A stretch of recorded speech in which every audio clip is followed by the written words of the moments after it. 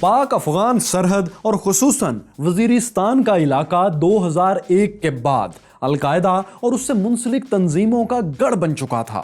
Usama bin Laden اور ان کے نائب ایمن الظواہری بھی 2003 سے 4 کے درمیان یہیں پناہ گزین تھے۔ اسی سال القاعدہ اور طالبان کے خلاف پاک فوج نے وزیرستان میں پہلا ملٹری آپریشن شروع کیا تو القاعدہ کے ٹریننگ کیمپس تباہ ہونے لگے۔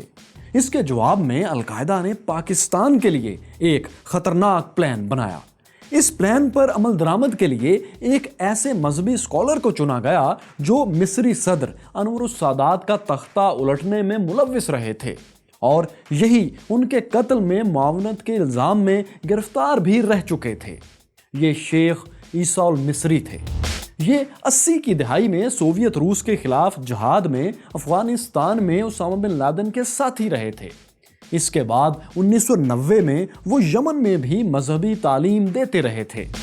افغان جہاد کے بعد انہوں نے اسامہ بن لادن کی کافی قربت حاصل کر لی تھی اور القاعدہ کی مرکزی شورا کے رکن بھی بن گئے تھے۔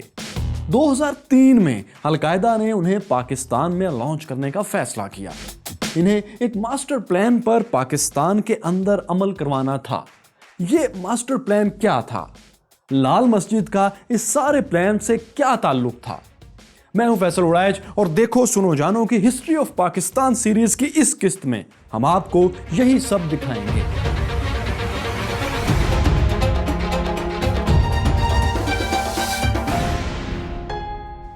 فیصل مسجد کے قیام سے 20 سال پہلے صدر جنرل ایوب خان کے حکم پر اسلام آباد کے بیچوں بیچ ایک مسجد تعمیر کروائی گئی۔ یہ وہ وقت تھا جب پاکستان کا دارالحکومت کراچی سے اسلام آباد شفٹ ہو رہا تھا اور اس کے لیے اسلام آباد کے ماسٹر پلان پر کام جاری تھا۔ جہاں آج پارلیمنٹ ہے اس کے اور لال مسجد جہاں آج ہے ان کے درمیان کوئی عمارت نہیں تھی۔ اس ابتدائی سٹرکچر کے ارد گرد دور دور تک جھنڈ تھے یا جھاڑیاں تھیں اور ان کے پیچھے مرغلہ کی سبز چوٹیاں پہرے داروں کی طرح کھڑی تھیں۔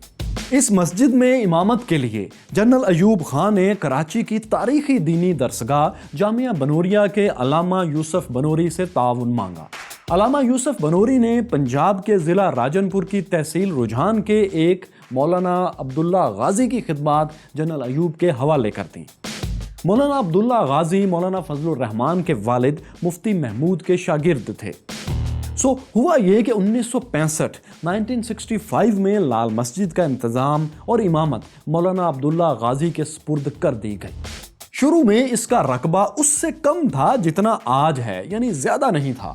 تاہم اس کی اہمیت یہ تھی کہ اسلام آباد کے تقریباً تمام سیاسی لیڈرز، فوجی افسران، گریڈ 1 سے 22 تک کے بابو، ان کے اہل خانہ سب یہی نماز ادا کرنے کے لیے آتے تھے۔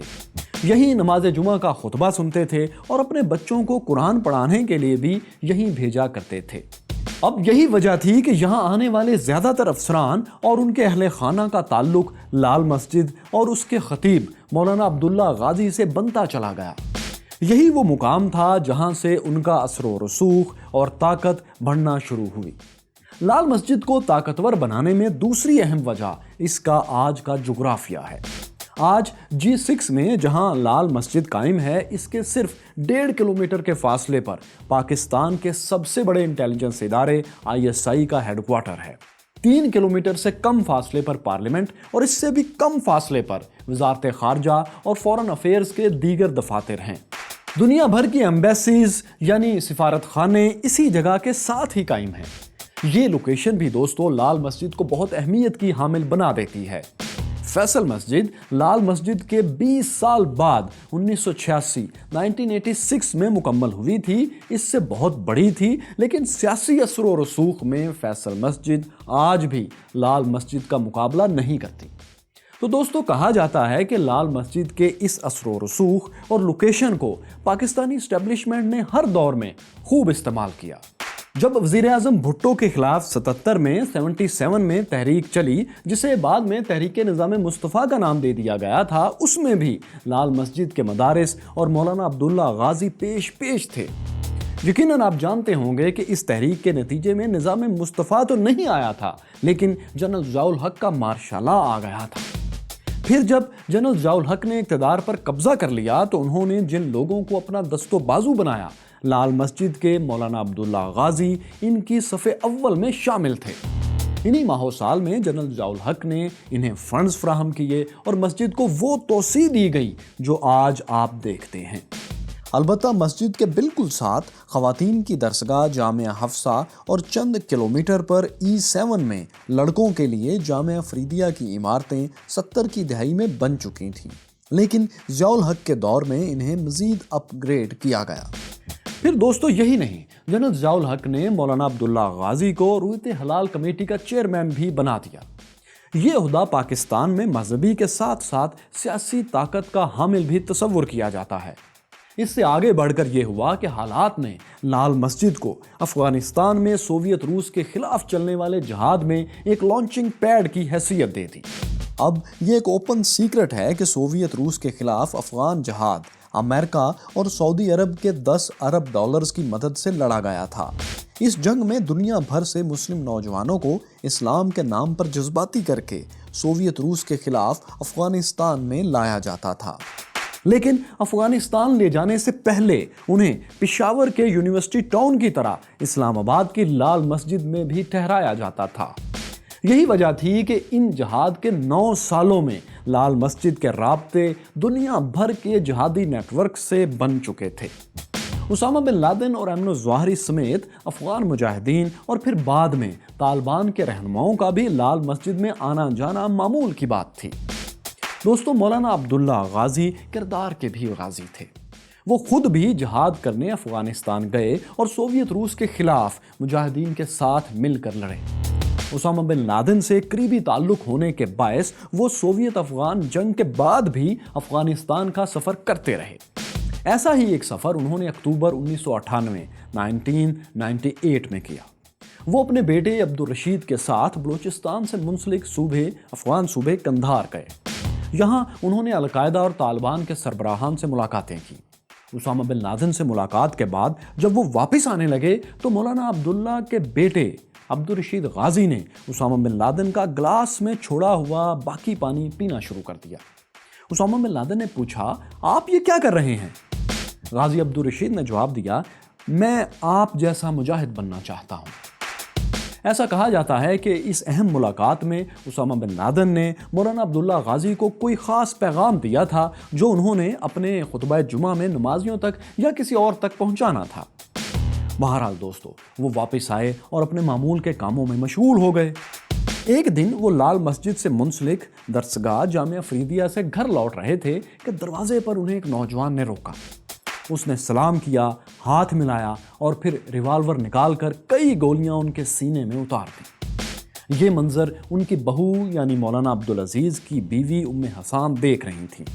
انہوں نے جوڈیشل کمیشن کو بعد میں بتایا کہ وہ مارنے والے کے پیچھے بھاگی تھیں، لیکن وہ ایک سفید کار میں فرار ہو گیا۔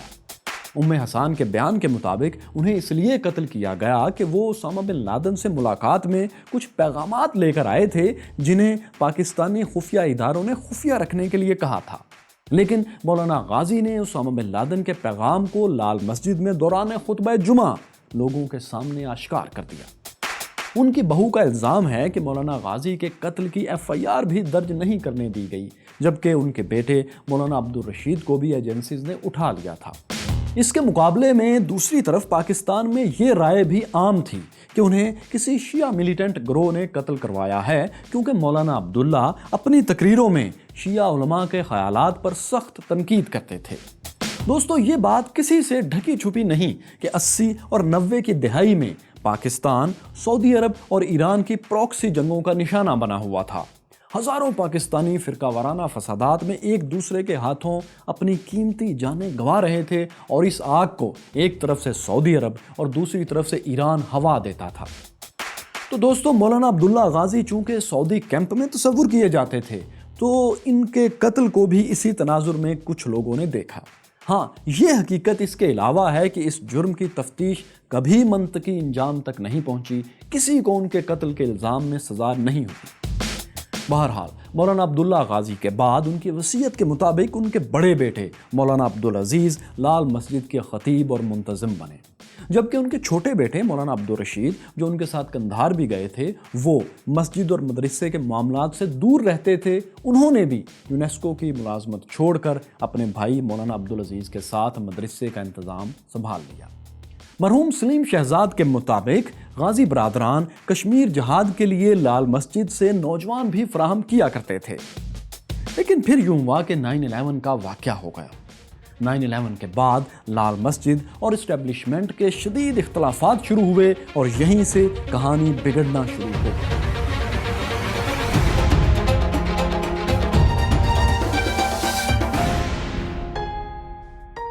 7 اکتوبر 2001 کو امریکہ نے طالبان کے افغانستان پر حملہ کر دیا۔ اس حملے کو آپریشن انڈیورنس فریڈم اور اس جنگ کو وار اگینسٹ ٹیرر کا نام دیا گیا۔ جنرل مشرف کی قیادت میں پاکستان اس so called war against terror میں فرنٹ لائن اتحادی بن گیا۔ اب لال مسجد کو یہ بات کسی طرح قبول نہیں تھی۔ وجہ یہ تھی کہ جن لوگوں کے خلاف جنگ میں پاکستان امریکہ کا اتحادی بن رہا تھا وہ تو سارے کے سارے لال مسجد سے منسلک لوگ تھے۔ پچھلے 20 سال میں وہ لال مسجد کے مہمان یا میزبان بنتے رہے تھے۔ ان سب کے لیے یہیں سے لال مسجد ہی سے تو جہادیوں کی تازہ بھرتیاں ہوا کرتی تھیں، اور ان دنوں تو یہ سب امریکی تعاون سے ہوتا تھا۔ یہی وجہ تھی کہ مولانا عبدالعزیز اور مولانا عبدالرشید اسٹیبلشمنٹ کی اس پالیسی کے سخت ترین مخالف ثابت ہوئے۔ شروع میں تو انہوں نے تحفظ افغانستان کے نام سے ایک تحریک کے ذریعے اپنے جذبات کا اظہار کیا، لیکن اصل مسئلہ ہوا جنوبی وزیرستان کے سب سے بڑے علاقے وانا میں آپریشن کے وقت۔ آپ جانتے ہیں افغانستان میں امریکی حملے کے بعد وہاں سے بڑی تعداد میں القاعدہ اور طالبان رہنما پاکستان کے قبائلی علاقوں میں آ گئے تھے۔ پاکستان نے ان کی پکڑ دھکڑ شروع کی تو پاکستان میں بھی بم دھماکوں کا سلسلہ شروع ہو گیا۔ صدر جنرل پرویز مشرف پر بھی 2 بار خودکش حملے ہوئے۔ وہ تو بچ گئے لیکن ان حملوں میں بہت سی قیمتی جانیں چلی گئی تھیں۔ ایسے میں پاکستان پر القاعدہ اور طالبان کے خلاف آپریشن کا دباؤ بھی عالمی سطح پر بہت زیادہ تھا۔ پاک فوج نے 2004 میں جنوبی وزیرستان کے سب سے بڑے علاقے وانا میں آپریشن شروع کر دیا۔ یہ آپریشن لال مسجد اور اسٹیبلشمنٹ کا بریکنگ پوائنٹ تھا۔ اس پوائنٹ کو القاعدہ نے ایک ترپ کے پتے کے طور پر سنبھال کر رکھا ہوا تھا۔ اسامہ بن لادن نے اب اسے استعمال کرنے کا فیصلہ کیا اور القاعدہ کے ایک اہم رہنما کے ذریعے لال مسجد کے منتظم مولانا عبدالعزیز کو ایک پیغام بھیجا۔ یہ پیغام کیا تھا؟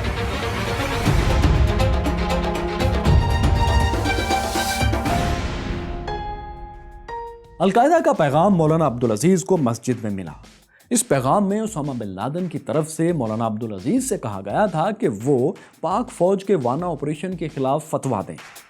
دوستو، مولانا عبدالعزیز نے یہ فتویٰ دیا۔ اس فتوے میں انہوں نے کہا کہ طالبان اور القاعدہ کے خلاف لڑتے ہوئے مارے جانے والے پاک فوج کے جوانوں کو مسلمانوں کے قبرستان میں دفن نہ کیا جائے۔ فتوے میں لکھا گیا کہ ایسے فوجیوں کی نماز جنازہ بھی نہیں پڑھائی جانی چاہیے اور انہیں شہید کے بجائے ہلاک لکھا جانا چاہیے۔ اس فتوے کو پاکستان بھر میں پھیلایا گیا اور 500 دیگر علماء سے بھی اس پر دستخط لیے گئے۔ یہ فتویٰ دوستو ریاست کے خلاف کھلم کھلا بغاوت تھی۔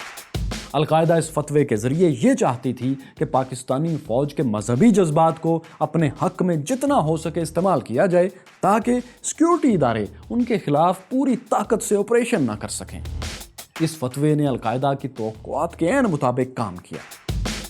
مرحوم صحافی سلیم شہزاد کے مطابق سیکیورٹی اداروں کے بہت سے لوئر رینکس کے لوگ نان کمیشنڈ آفیسرز نے اپنے افسران کا حکم ماننے سے انکار کر دیا اور بہت سو نے ملازمت سے ہی استعفے دے دیے۔ اچھی خاصی تعداد ان کی بھی تھی جنہیں فوج نے ان کا رجحان دیکھتے ہوئے خود ٹرانسفر کر دیا یا ان کی سرگرمیوں کی وجہ سے ان کے خلاف مختلف ایکشنز لیے۔ اس سب کے باوجود یہ حقیقت تھی کہ پاکستانی ریاست دہشت گردوں، ان کے حمایتیوں اور سیاسی عدم استحکام کی وجہ سے سخت فیصلہ نہیں لے پا رہی تھی۔ سیاسی عدم استحکام اس لیے کہ ملک کی 2 بڑی سیاسی جماعتوں مسلم لیگ نون اور پیپلز پارٹی کی قیادت حالات کی وجہ سے ملک سے باہر رہنے پر مجبور تھی۔ جنرل مشرف کے ہاتھوں کی بنی مسلم لیگ کاف، جس کی قیادت چودھری شجاعت حسین کر رہے تھے، وہ اپنے مذہبی ووٹ بینک کی وجہ سے کسی فوجی آپریشن کی حمایت سے کترا رہی تھی۔ مذہبی جماعتیں جیسا کہ JUI فضل الرحمان گروپ اور جماعت اسلامی پاکستان، جس کے سربراہ قاضی حسین احمد تھے، اس آپریشن کے ساتھ نہیں تھیں۔ یہاں تک کہ تحریک انصاف کے عمران خان، جن کی تنظیم ابھی بہت ابتدائی مراحل میں تھی، وہ بھی قبائلی علاقوں میں فوجی آپریشن کے خلاف تھے۔ تو دوستو، یہی سب دیکھتے ہوئے آخر جنرل مشرف کو ایک ناپسندیدہ فیصلہ کرنا پڑا۔ انہوں نے پولیٹیکل ایجنٹ کے ذریعے وزیرستان کے جنگجوؤں سے ایک امن معاہدہ کیا۔ اس معاہدے کے گواہ اور ضامن قبائلی عمائدین اور مقامی جرگہ تھا۔ 8 صفحات پر مشتمل یہ معاہدہ میران شاہ ایگریمنٹ یا وزیرستان معاہدے کے نام سے جانا جاتا ہے۔ 4 صفحات پر معاہدے کی شرائط تھیں اور باقی 4 صفحات پر فریقین کے دستخط تھے۔ اسکرین پر آپ اسی میران شاہ ایگریمنٹ کی اصل کاپی دیکھ رہے ہیں۔ اس معاہدے کے مطابق وزیرستان سے تمام غیر ملکی جنگجوؤں کو نکالا جائے گا اور کوئی بامر مجبوری اگر واپس نہیں جا سکتا تو اس کا ریکارڈ رکھا جائے گا۔ دوسری طرف آپریشن کے دوران گرفتار کیے گئے تمام افراد کو رہا کر دیا جائے گا اور ان کا اسلحہ بھی واپس کر دیا جائے گا۔ پھر مزید یہ بھی طے پایا کہ ان رہا کیے گئے لوگوں پر آج سے پہلے کے کسی واقعے پر دوبارہ مقدمہ نہیں بنایا جائے گا۔ معاہدے میں لکھا گیا کہ پاکستانی فورسز ملٹری آپریشن بند کر دیں گی اور وزیرستان میں امن و امان سمیت تمام جھگڑے وہاں کی روایات کے مطابق حل کیے جائیں گے۔ دوستو، جب یہ معاہدہ طے پا رہا تھا تو سیکیورٹی ادارے اور جنگجو دونوں یہ بات جان رہے تھے کہ یہ ایک عارضی معاہدہ ہے جس میں دونوں فریقین کو فی الحال کچھ وقت مل جائے گا۔ چنانچہ اس وقت سے جنگجوؤں نے خوب فائدہ اٹھایا۔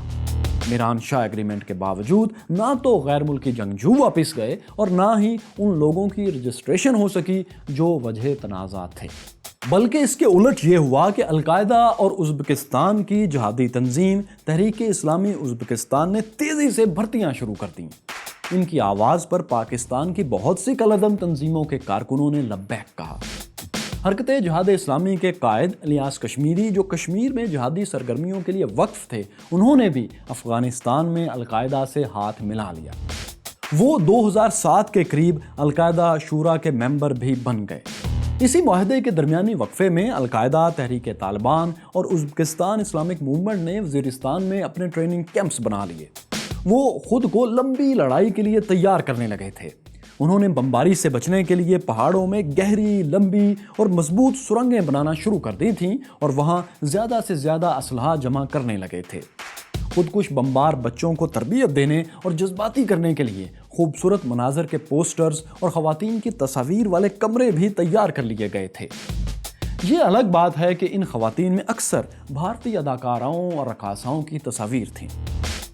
پاکستانی انٹیلیجنس ایجنسیز اور CIA مسلسل صدر پرویز مشرف کو بتا رہی تھیں کہ معاملات بگڑ رہے ہیں، فوری کچھ کرنا ہوگا، کیونکہ روز بروز جنگجوؤں کی تعداد بڑھتی جا رہی تھی۔ 2007 تک جنوبی اور شمالی وزیرستان میں 50,000 سے زائد جنگجو جمع ہو چکے تھے۔ فاٹا کا یہ علاقہ غیر بن چکا تھا اور پاکستان کا حصہ ہونے کے باوجود یہاں پاکستانی ریاست کے ریٹ ختم ہو چکی تھی۔